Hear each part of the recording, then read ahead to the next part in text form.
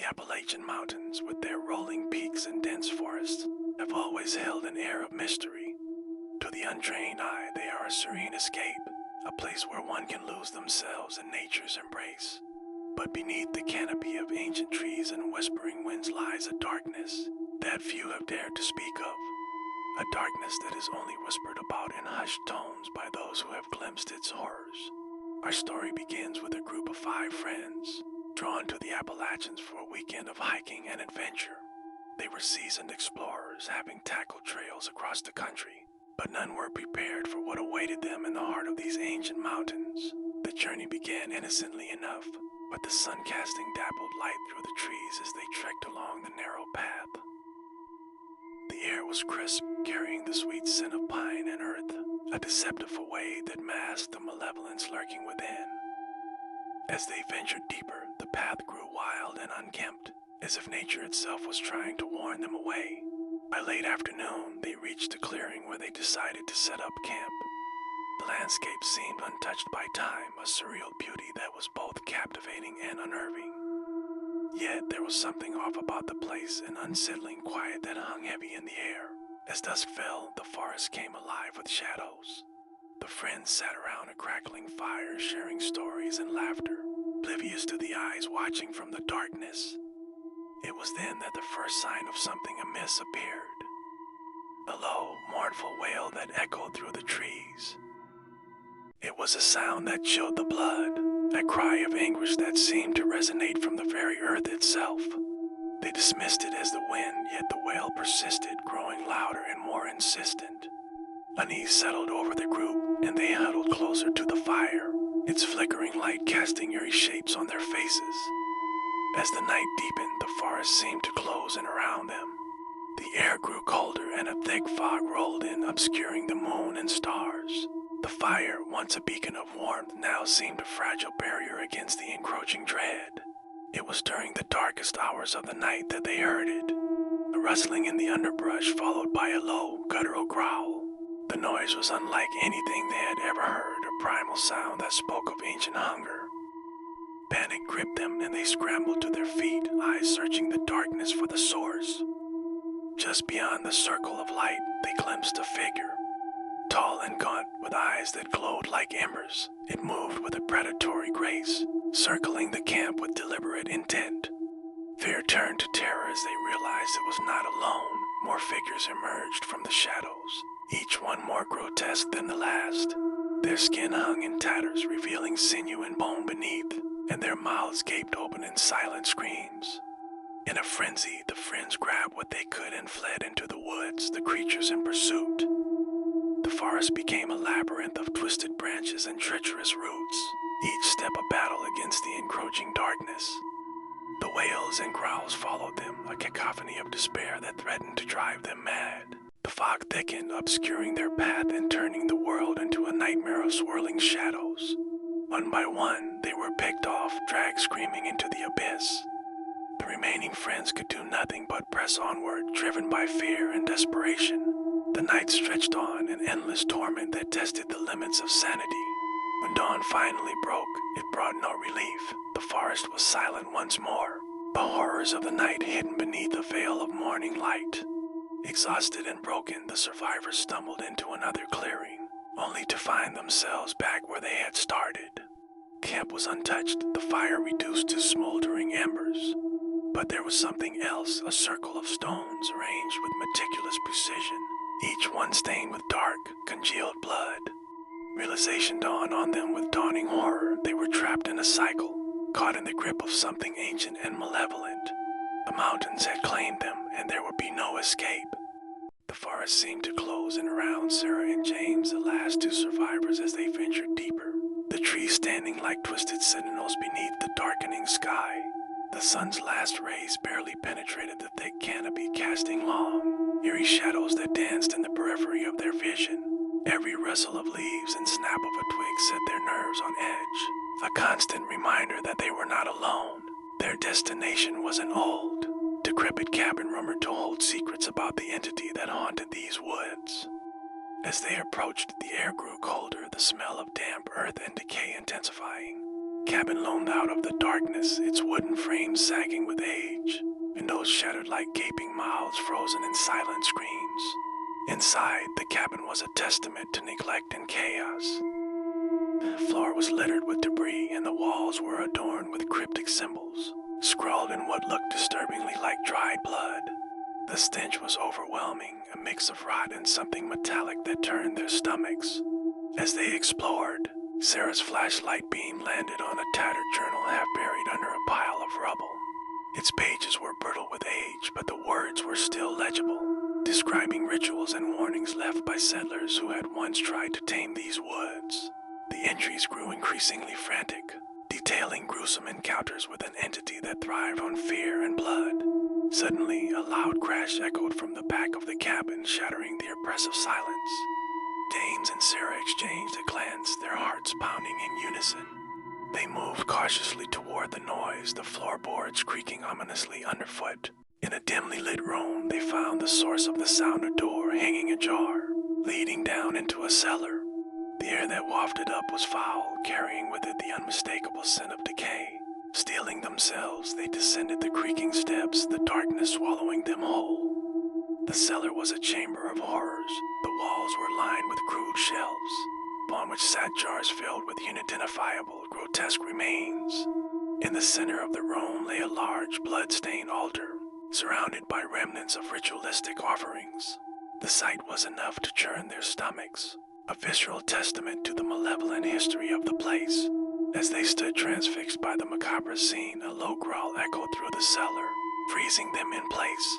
From the shadows emerged a creature, its form twisted and unnatural, eyes glinting with malice. It moved with a predatory grace, the air around it shimmering with a dark energy. In that moment, the reality of their situation crashed down upon them. The entity was no mere legend, it was real, and it was hungry. The boundaries between fear and survival blurred as they scrambled to escape, their only thought to flee the nightmare that sought to claim them. Stumbling back up the stairs, they burst into the night, the forest now a maze of shadows and unseen threats. Their hearts pounded in their chests, each beat a reminder of their desperate need to survive. To what felt like an eternity of running, they stumbled into a small clearing. There, under the cold glow of the moonlight, they found a sight that made their blood run cold. The bodies of their friends Katie, Mark, and Alex were sprawled across the forest floor, their lifeless forms caught in a haunting tableau. Katie's eyes were wide open, staring vacantly at the canopy above, her mouth frozen in a silent scream. Her hands were clenched tightly, as if she had been trying to grasp onto something, anything.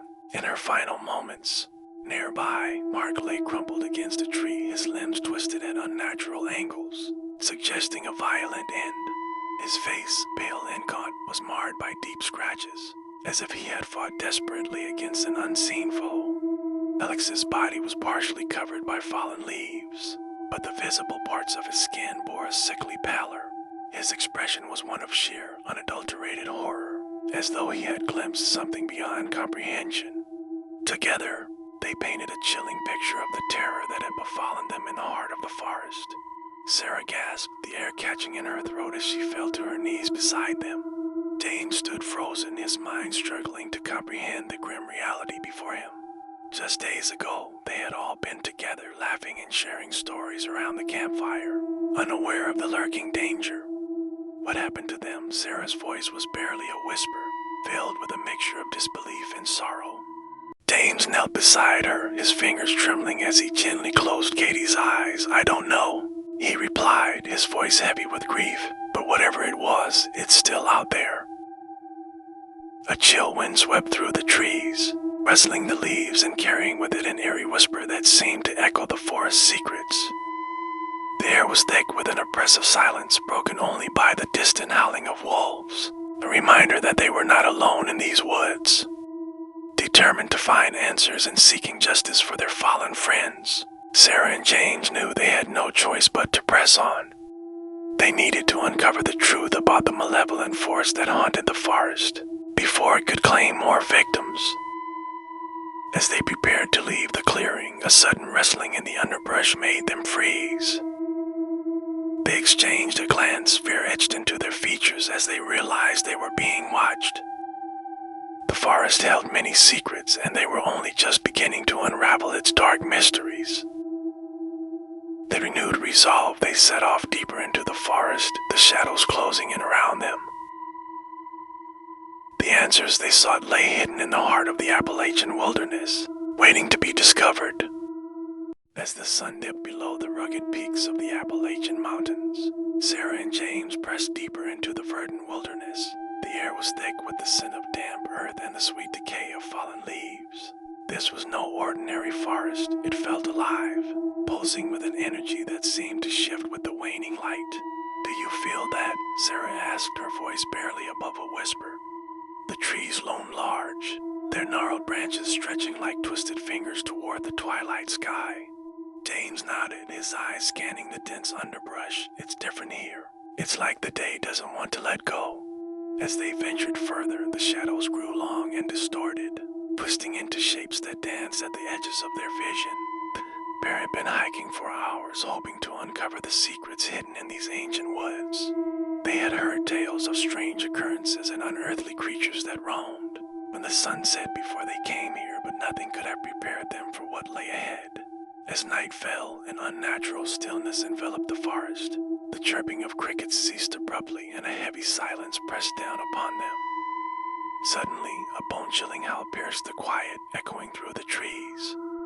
It was a sound that sent shivers down their spines, a primal cry, resonated with the very core of their being. "Did you hear that?" Sarah's voice trembled as she clutched James's arm, their previous bravado slipping away like the fading light.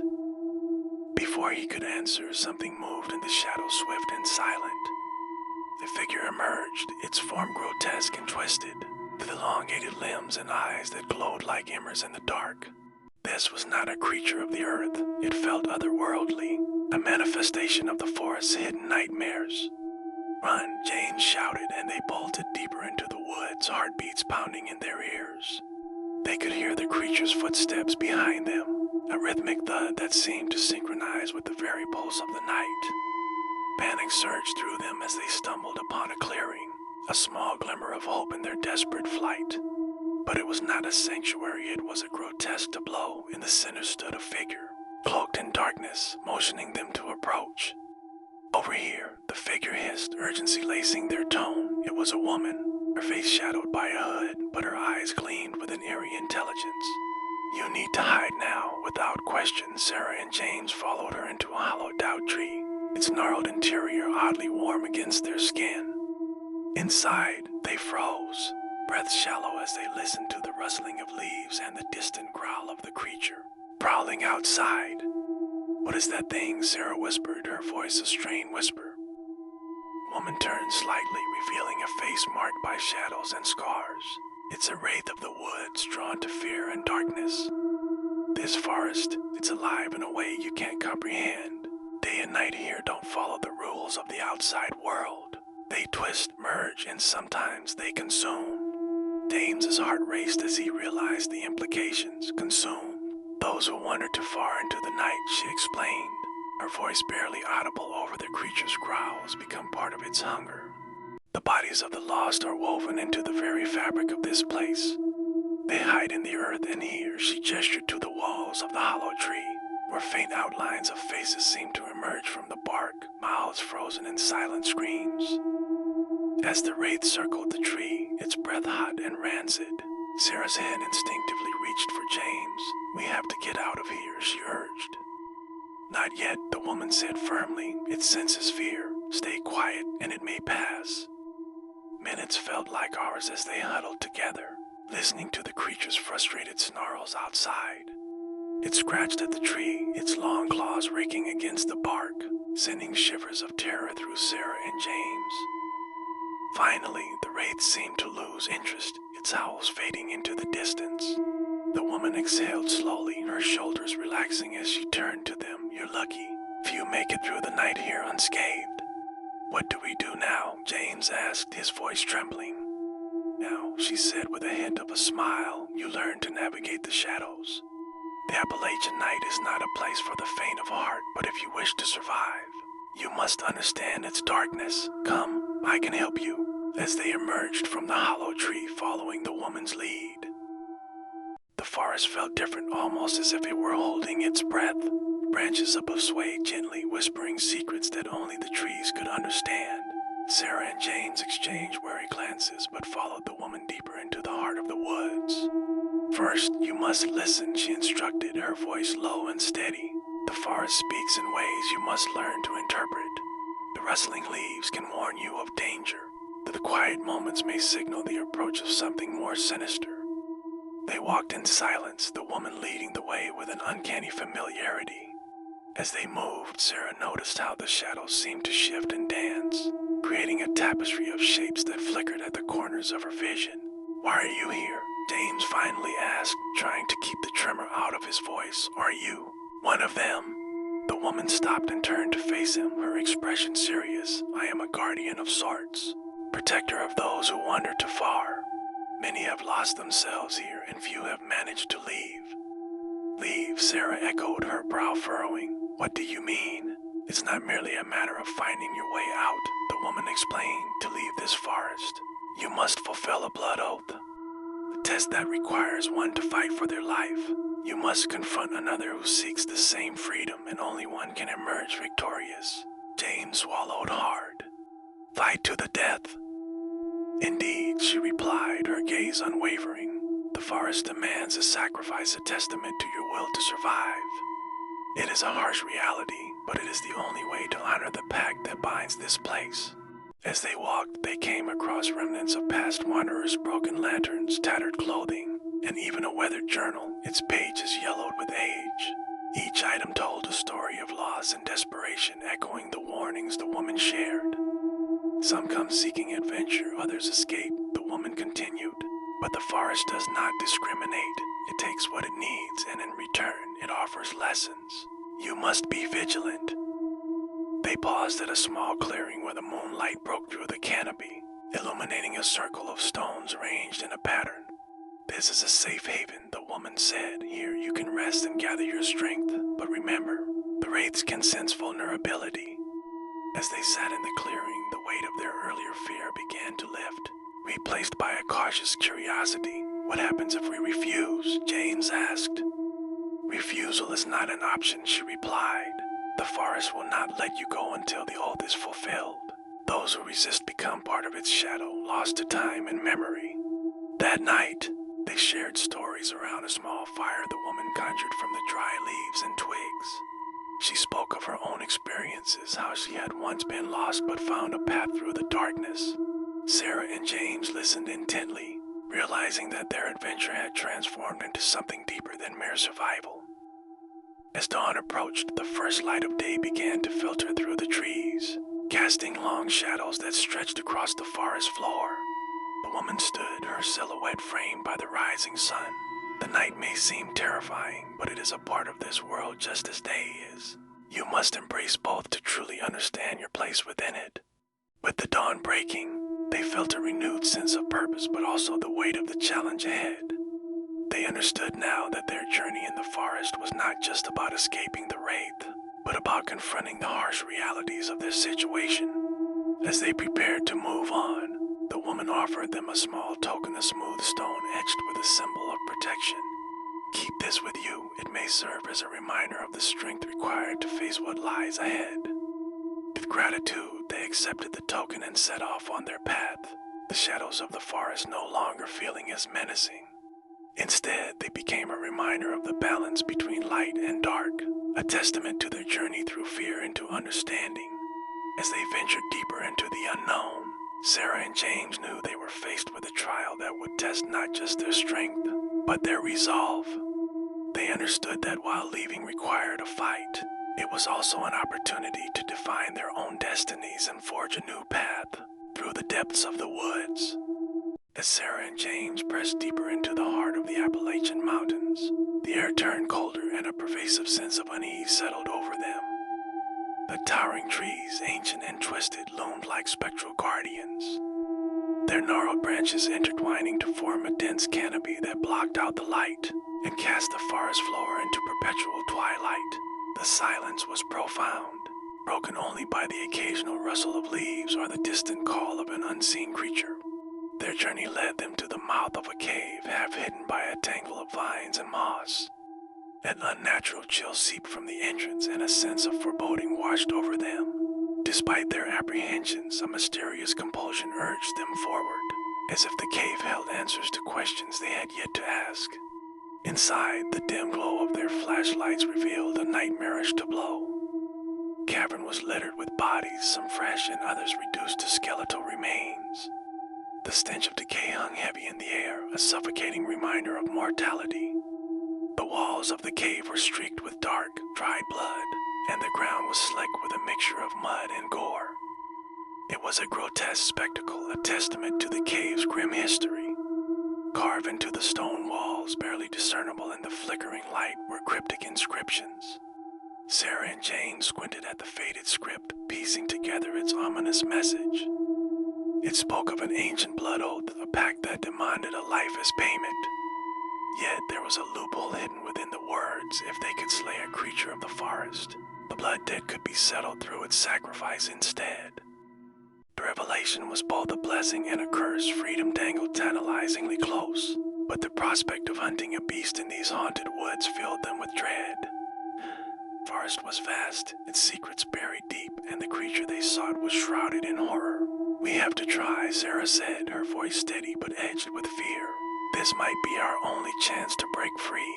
James nodded, though doubt lingered in his eyes. "But that creature could kill us, and how do we know it will work?" "We don't," Sarah admitted, "but we have to trust there's a way out of this. We owe it to ourselves and to everyone who didn't make it."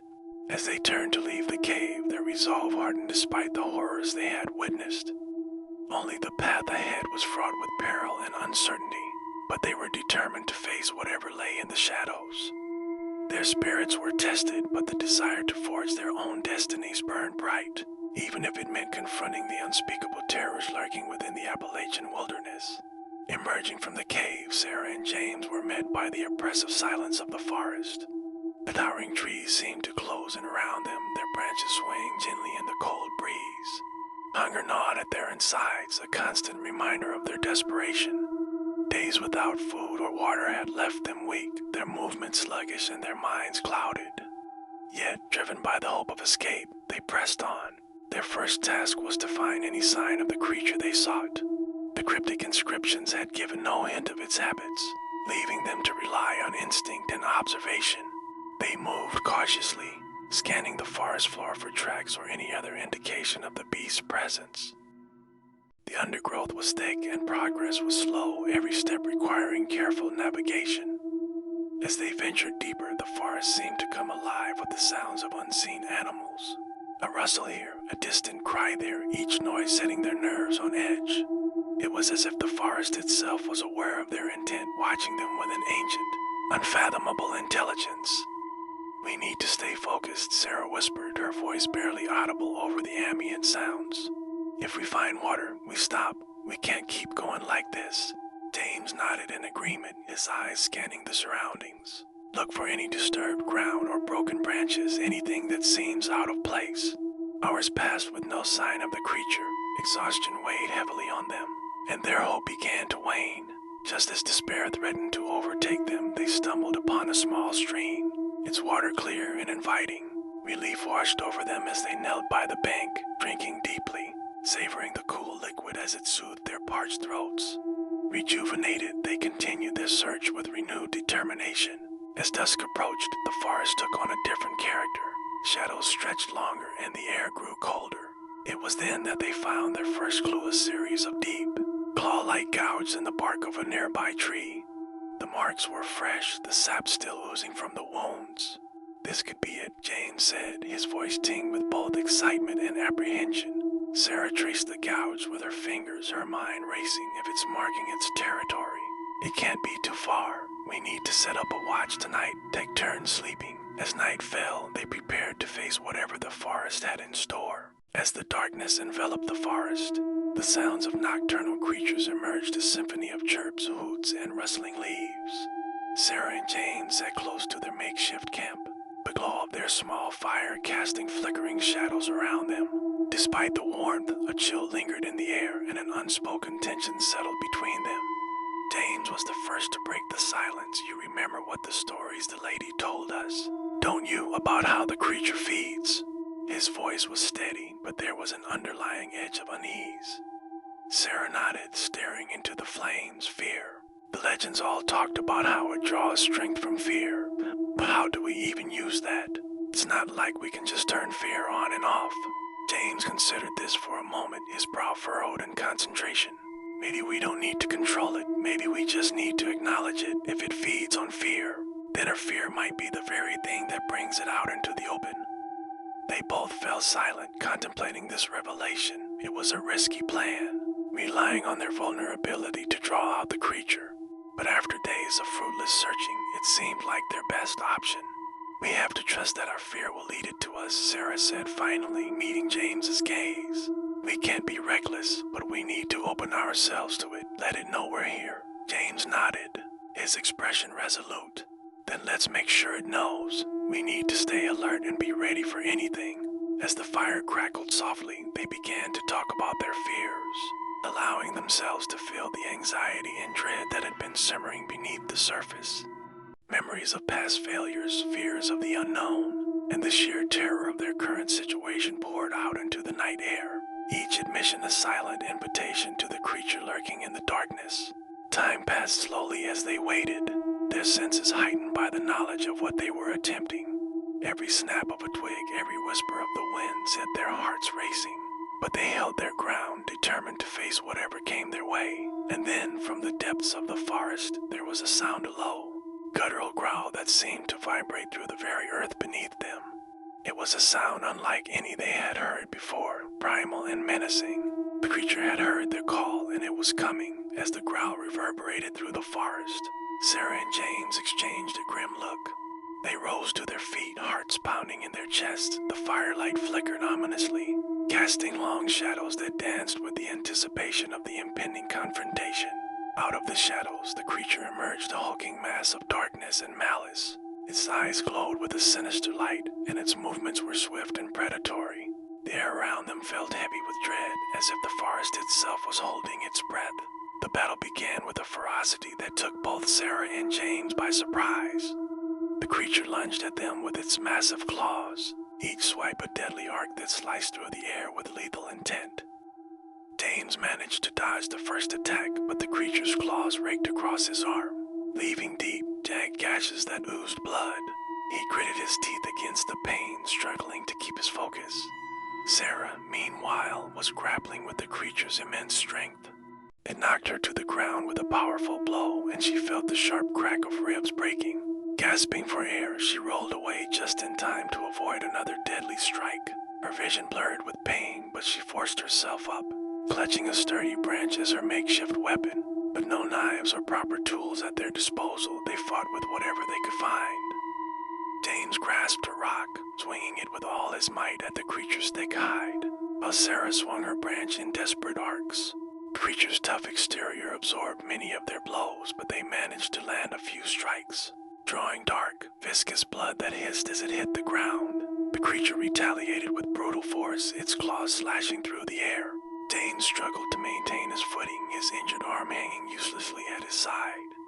He felt the blood loss weakening him, but he pressed on, driven by sheer willpower. He lunged at the creature again, aiming for its eyes. But the creature swatted him away with a vicious backhand, sending him crashing into a tree. He felt a sharp pain in his chest as ribs cracked under the impact, and stars danced in his vision. Sarah screamed in defiance, launching herself at the creature once more. She struck it with her branch, aiming for its head, but the creature roared in fury, retaliating with a swipe that tore across her abdomen. Pain was excruciating, and she staggered back, clutching her side as warm blood seeped through her fingers. The battle raged on, each of them sustaining grievous injuries that left them barely standing. But finally, with one last, desperate effort, they managed to drive the creature back. It let out a final, anguished howl before retreating into the shadows, leaving them battered and broken but alive. As the echoes of the creature's departure faded, a strange calm settled over the forest. The oppressive weight lifted, and the air seemed to shimmer as if a veil had been lifted slowly. Almost imperceptibly at first, the mountain began to change.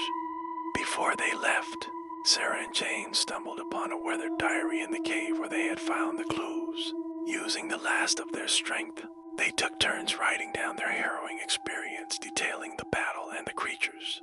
Terrifying nature. They hoped that their account would serve as a warning or a guide for anyone else who might find themselves trapped in this strange place, facing the same horror they had just survived.